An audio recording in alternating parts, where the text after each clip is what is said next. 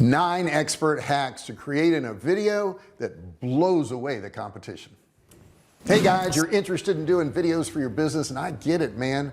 They say that in 2022 that 87% of the search results will be videos. So you want to have great videos, and I get it, but there are certain hacks that you need to do to make your video work. In this video here, I'm going to walk you through each and every one of these 9 top hacks, and by the end of this video you're going to know how to make videos that will blow away your competition. Hey, thanks for tuning in, and do me a favor, hit that subscribe button down there, turn it from red to gray. Don't forget, turn on all bell notifications so you're notified each and every single time I go live or I upload a video. Okay guys, I'm going to go through each one of these steps with you. Number 1, create a video that addresses the pain point. Create a video that addresses the pain point. That's so important to do. I think so many businesses don't do that. They just want to talk about their business and how great they are and how wonderful they are, but that's not why they're contacting you. They're contacting you because they have a pain point, whatever that pain point is. Now, I own a company called Survival K Food, and we sell canned meats. We sell a lot of canned meats, and we do this for long-term food storage. So the first thing we start off with in any type of promotion is, do you want to be standing in line waiting for food and get some type of government handout, or do you want to have your own food supply? What do you want to do? And the majority of the people will say, well, no, I want to have my own food supply. I don't want to stand in any government line. Okay, so we hit the pain point right up front, and you've got to figure out what that pain point is for your particular customer. And then number 2, in your video, you want to present the solution. Okay, so once we were to say to somebody, hey, do you want to stand in line for government handouts, or do you want to have your own food supply? They said, well, I want to have my own food supply. And then we say, great,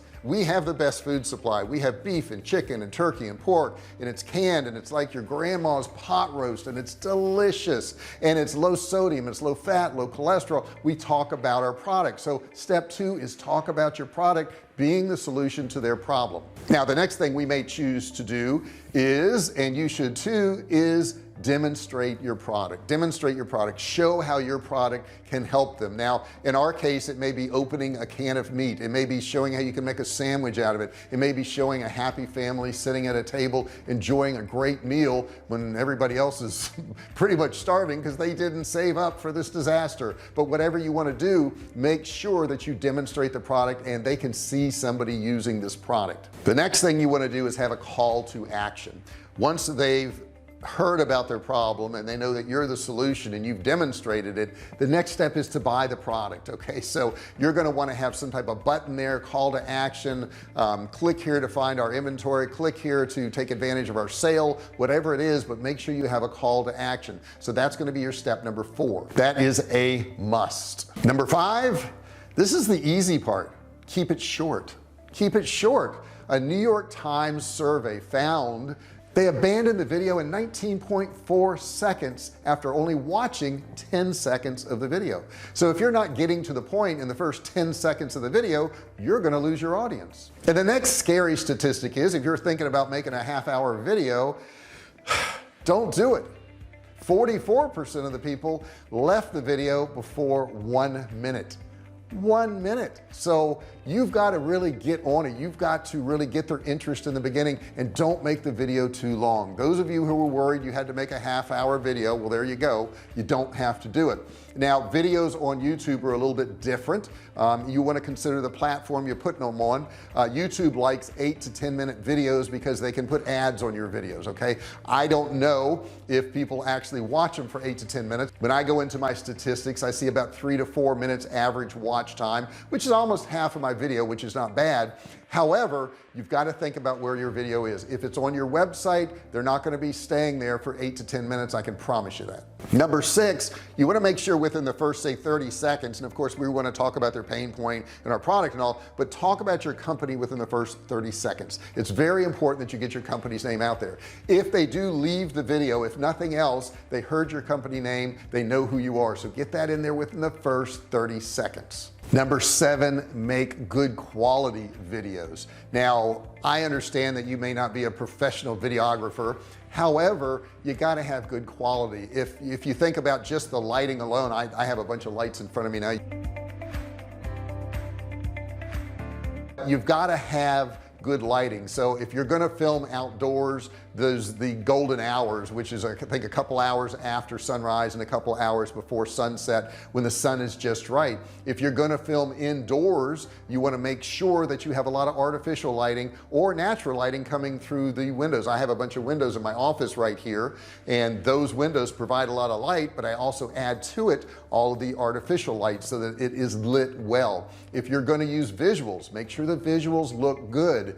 You know, don't use stock images. Use good visuals of your products or videos of your products that you've shot so that they can see that that is actually your product. Don't use stock images. That's the worst thing in the world, because they're going to see it on every single site. Number 8, use good audio. Use good audio. Guys, if you have bad audio, if it's a tinny sounding audio, or it's echoey or whatever it may be, it's not going to work out for you. Now right now you see I have this little microphone on right here, and that goes to a microphone on my camera there to give me better sound. Is it perfect sound? No. But if it's bad sound, guys, people will not listen to a video.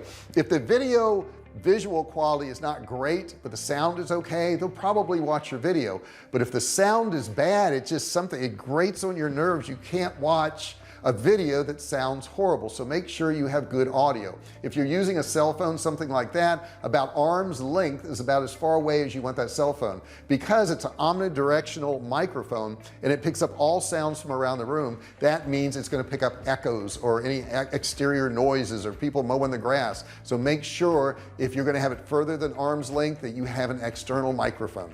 Number 9, try to be funny. Try to be funny. I know that's the craziest thing in the world. I used to speak and I used to travel around the country, and I had done a day-long presentation at one point, and somebody came up to me after I had spoke that day and they said, hey, you were really funny up there. I really like what you did, and I think I would like to be a speaker too. I said, great, you know, you should do it. And the person said, well, do I have to be funny to be a speaker? And I looked at him and I thought about it for a second. I said, well, only if you want to get paid. See, people want to be entertained. They want to feel good. If you can make them smile, if you can make them feel good about listening to you, you're going to do a whole lot better than if you're monotone and you're just regurgitating information. And I do want to, I guess, kind of give you a bonus. You're never going to feel totally comfortable.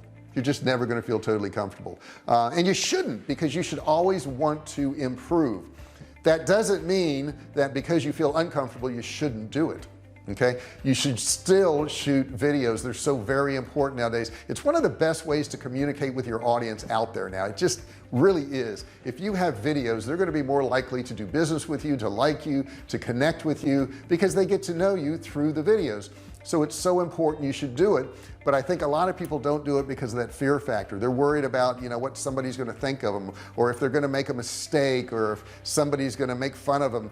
It doesn't matter. It doesn't matter. Okay, there's always going to be somebody out there trying to tear you down. There's always going to be somebody out there that's going to say something negative about you. But overall, you're going to benefit a whole lot more if you do make these videos. You're going to benefit a whole lot more as far as building your audience, as far as building your customer base, as far as building your loyalty, if you do make videos. And my final thoughts on getting good at this is do it. The more you do something, generally the better you get at it. Study your competitors out there that are good at this. Study people that you watch videos of and ask yourself, why am I watching this video? Why do I like this video? What parts about it do I like? Is it the lighting? Is it the way he's talking or she's talking? Is it the subject matter? What is it about this video? Ask yourself those questions, make a list of all those things, and try to incorporate it into your video. And always keep learning. And you can learn more on this channel. By the way, I have over 1,100 videos at the time of this filming. You could learn a lot on this channel about your marketing. And don't forget to put comments below. Maybe you've got questions about this. Maybe you don't know what kind of camera to get. Maybe you don't know what type of lighting to do. I also have a lot of links below on some of the equipment I use, so you can look down in those links there, click on those links, and look at some of the equipment. I really appreciate you watching this video. I do have a video course series that's $97, but I'm giving it away for free for a limited time. You'll also find that in the description below, so click and grab that while you're here. Thank you so much for watching this video. I really appreciate it. If you haven't subscribed yet, please do so. Hit that subscribe button, turn it from red to gray, and don't forget, ring the bell. Once you subscribe, a bell will pop up next to the subscribe button. You want to click it and turn it to all notifications. That way you're notified every time I go live or I upload a video. Thanks so much for watching this video. I really appreciate it, and I'll see you in the next one. Hey, thanks for watching my video. Don't forget to subscribe to my channel and click that little bell right there so you can be notified every time I do a new video. Also, click on one of those videos there. Keep watching on my channel.